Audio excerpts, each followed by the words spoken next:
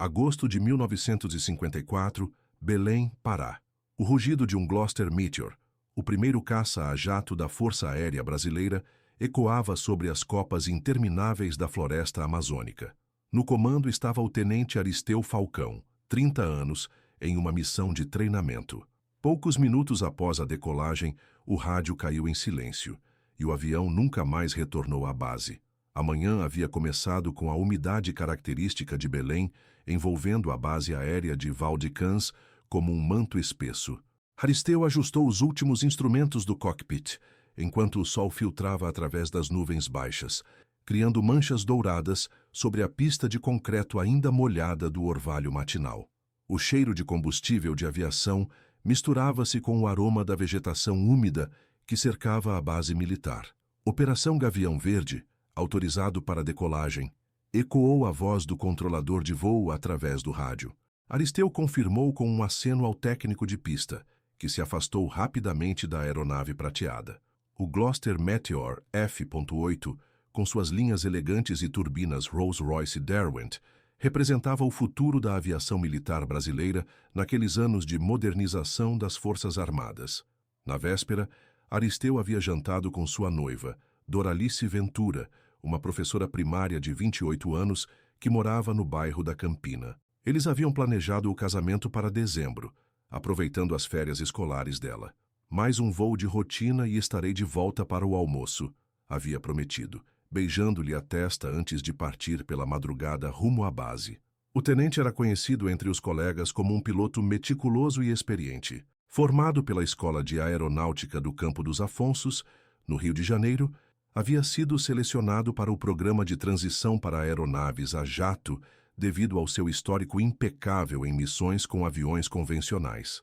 Sua irmã, Ivone Falcão, enfermeira do Hospital Santa Casa, costumava dizer que ele nascera para voar. Desde criança, no interior de Minas Gerais, passava horas observando os raros aviões que cruzavam o céu azul do Cerrado.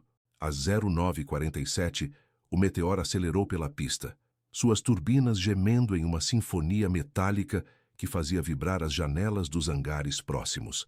O jato prateado elevou-se graciosamente sobre a paisagem amazônica, seguindo a rota programada. Um voo de reconhecimento sobre a região de Óbidos, aproximadamente 400 quilômetros a oeste de Belém, onde se localizavam posições estratégicas de interesse militar. Durante os primeiros 15 minutos, a comunicação com a torre de controle manteve-se regular. A voz de Aristeu soava calma e profissional através do rádio. Base Val-de-Cans, aqui Gavião Verde, altitude 8.000 pés, velocidade normal, sem intercorrências. O rio Amazonas estendia-se como uma serpente dourada sob as asas da aeronave, enquanto a floresta infinita desdobrava-se em tons de verde que variavam do esmeralda ao jade. Às 10h03, o último contato. Base, ajustando rota para nordeste, céu limpo, visibilidade excelente. A voz de Aristeu soou ligeiramente diferente nessa transmissão. O sargento Cornélio Santos, operador de rádio veterano, notaria isso mais tarde. Havia algo na entonação, uma hesitação quase imperceptível, como se o piloto tivesse observado algo incomum. Depois disso, apenas silêncio. O major Benjamin Tavares, comandante das operações aéreas, tentou estabelecer contato repetidas vezes. Gavião Verde, responda, Gavião Verde, confirme sua posição. O rádio devolveu apenas o chiado estático que ecoava pelo centro de controle, como um lamento eletrônico.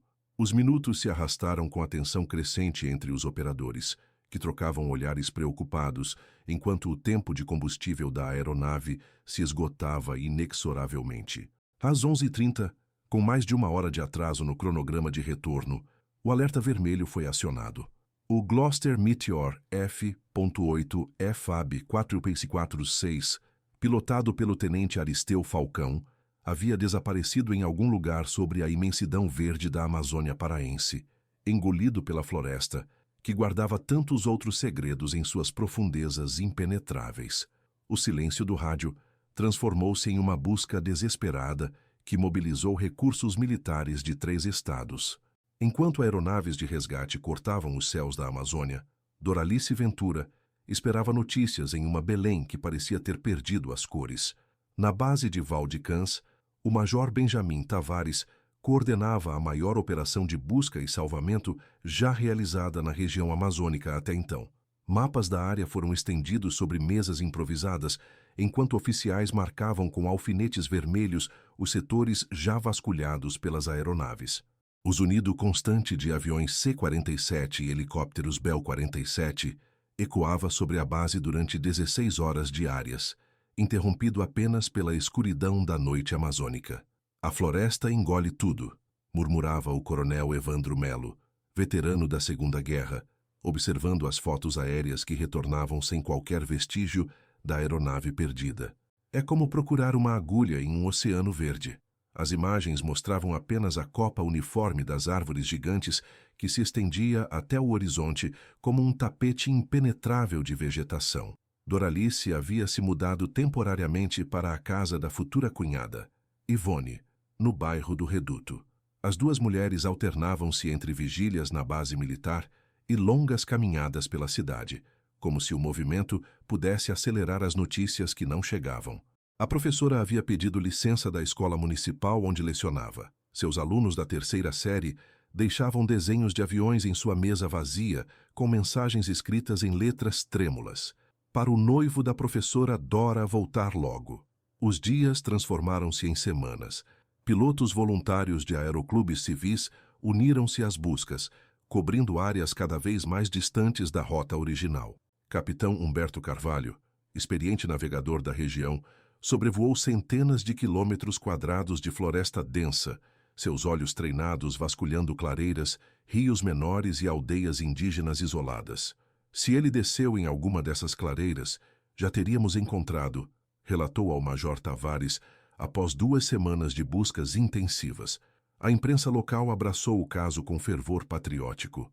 O jornal Folha do Norte publicava atualizações diárias sobre a operação, com manchetes que misturavam esperança e apreensão.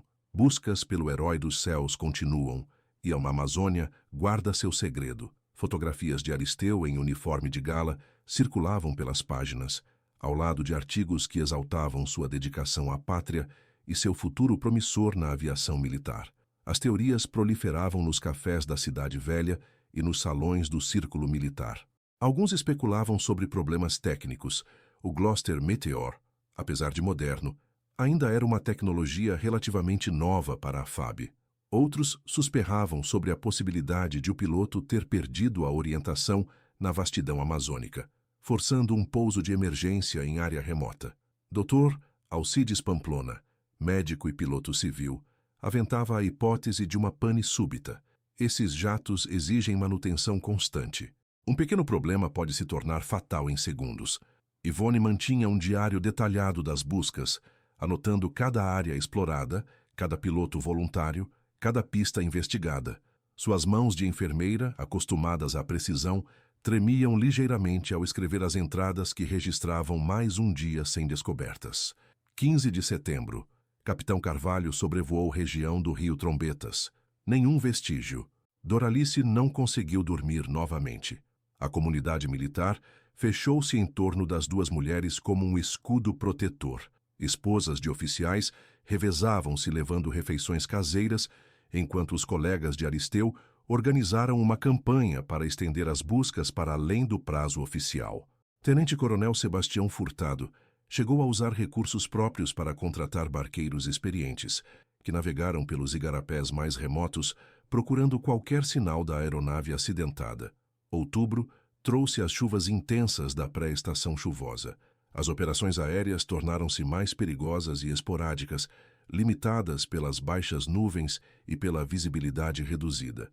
Durante uma das últimas missões oficiais, o sargento aviador Raimundo Lobato relatou ter avistado algo metálico brilhando entre as árvores, próximo à região de Monte Alegre. Uma expedição terrestre foi organizada imediatamente, com soldados da selva abrindo picadas na mata fechada por 3 dias consecutivos. O que encontraram foi apenas o casco enferrujado de um barco naufragado décadas antes, arrastado pelas enchentes até uma clareira perdida. Em novembro, as buscas oficiais foram oficialmente encerradas.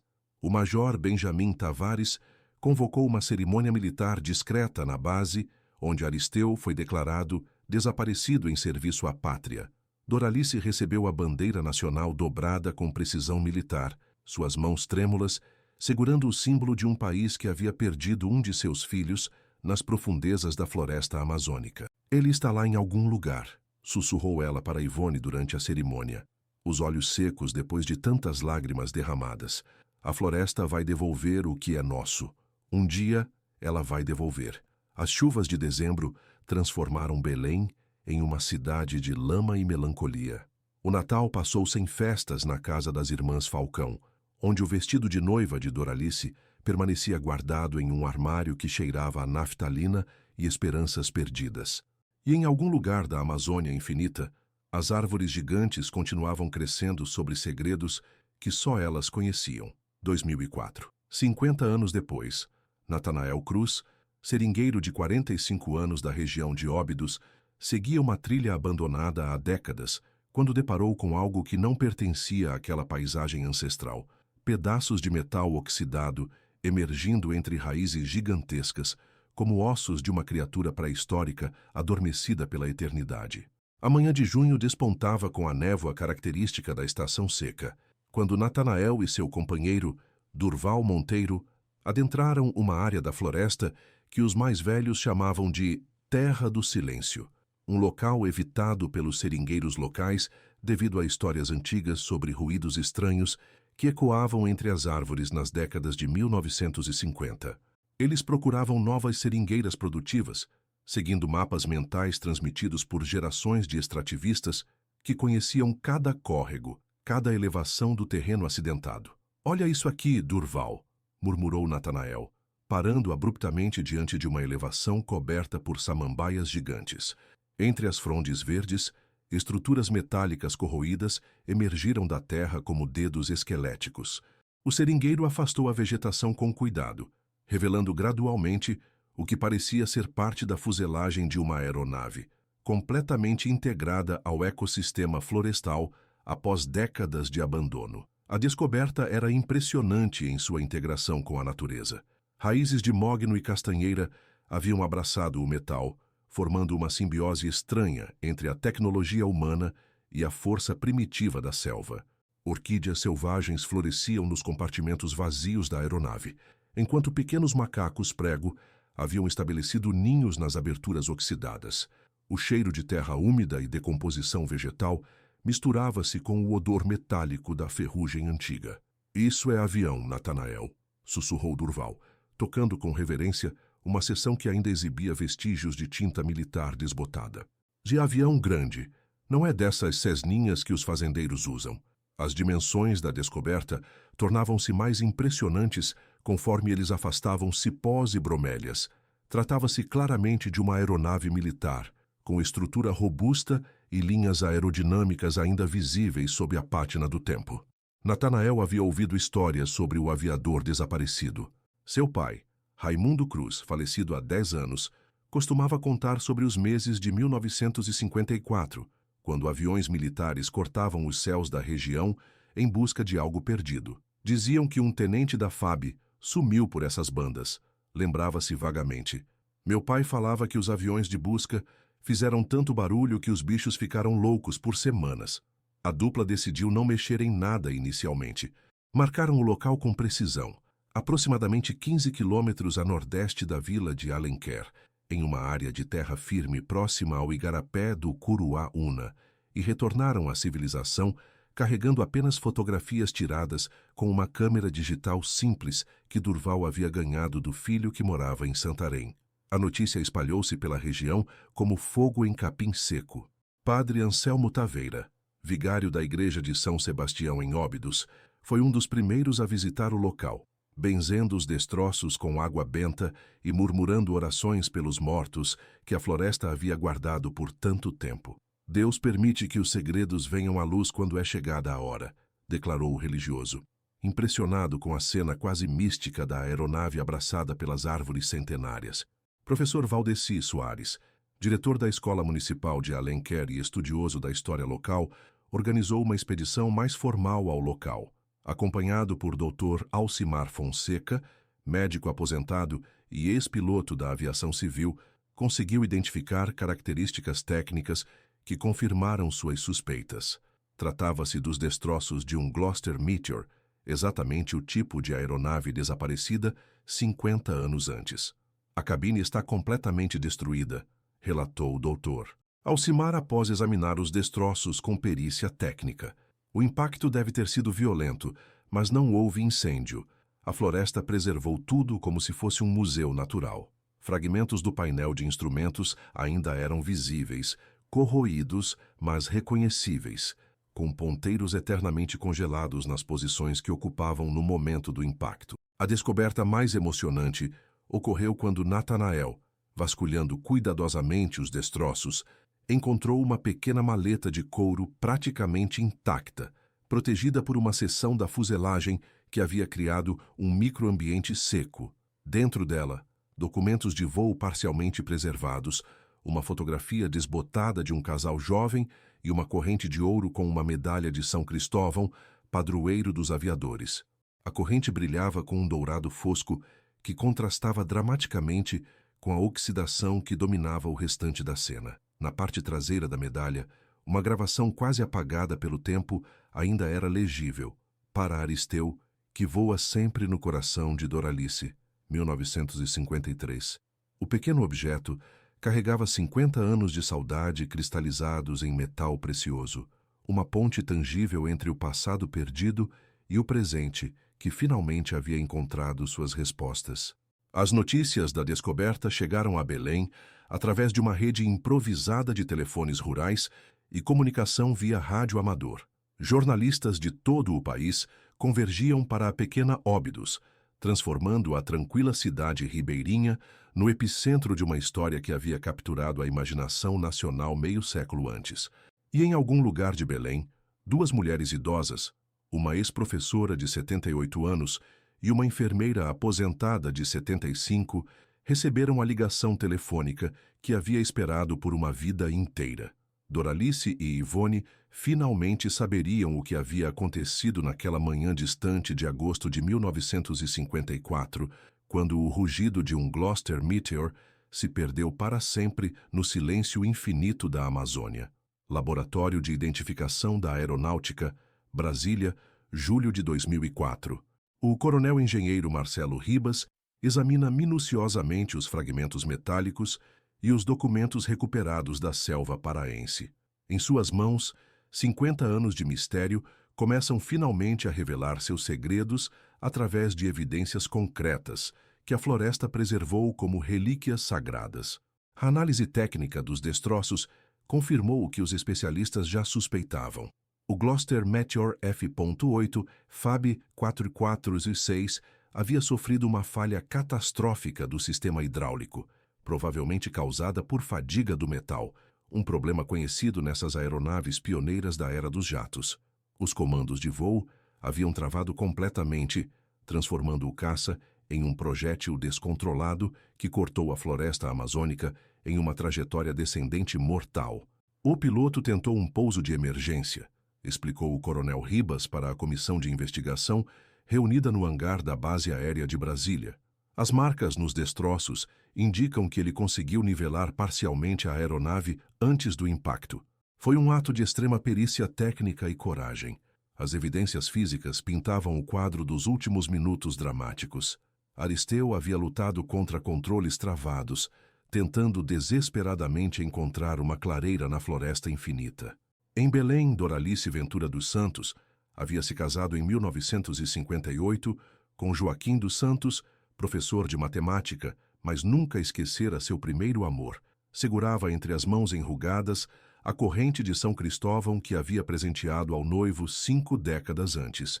Aos 78 anos, viúva há 6, ela mantinha a lucidez cristalina de quem havia esperado uma vida inteira por respostas que finalmente chegaram. Eu sabia que ele não havia abandonado a luta, murmurou para Ivone, que aos 75 anos permanecia ao lado da cunhada como fizera desde 1954. Aristeu era assim, lutava até o último segundo. As duas mulheres haviam acompanhado toda a investigação através de telefonemas diários do coronel Ribas, que as mantinha informadas sobre cada descoberta, cada análise, cada fragmento de verdade que emergia dos laboratórios militares. A reconstituição final dos eventos foi apresentada em uma cerimônia solene na base de Val-de-Cans, transformada ao longo dos anos em Base Aérea de Belém. General Brigadeiro Antônio Carlos Moretti, comandante da Força Aérea da região amazônica, leu o relatório oficial diante de autoridades civis e militares, veteranos da FAB e familiares do piloto desaparecido. Às aproximadamente 10h05 do dia 27 de agosto de 1954, o tenente Aristeu Falcão enfrentou uma falha total dos sistemas hidráulicos de sua aeronave durante voo de treinamento sobre a região de Óbidos, Pará. A voz do general ecoava pelo hangar em silêncio respeitoso.